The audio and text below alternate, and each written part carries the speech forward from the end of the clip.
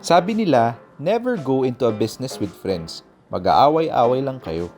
Pero bilang mas clingy pa kami sa Glad Cling Wrap, nag-decide kami, ako at si Giselle, Ramon and Cheska, Aileen and Kat, na magtayo ng negosyo para mas may dahilan kami magkita and have additional income para sa tumataas na presyo ng mga bilihin dito sa Pilipinas. We decided to open a wellness and spa center. We called it Payapa, a place of peace from the stressful state ng bansang ito. Sakto at mahilig kaming magpamasahe when we go on trips as friends. Sumakto din that the space at a premier hotel in Morato became available. Para legit-legitan, we incorporated under SQMY Ventures, in short, Squammy.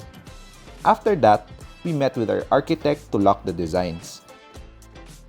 Then engineer naman para simulan ng construction. Bakbaka na! Wala nang atrasan dahil we need to demolish the old space to make room for our spa. So far, sa construction kami pinaka nahirapan.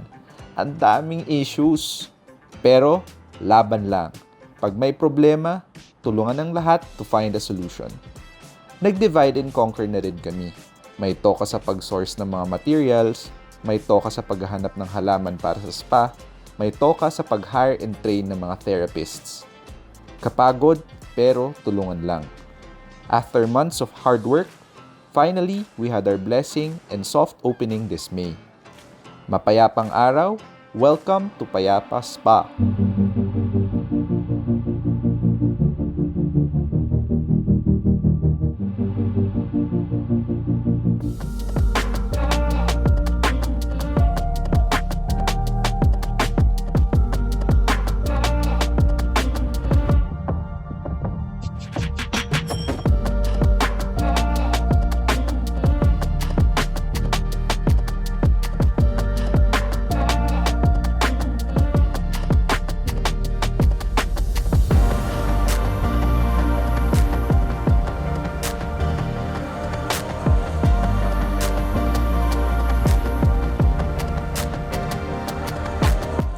Sabi nila, never go into a business with friends.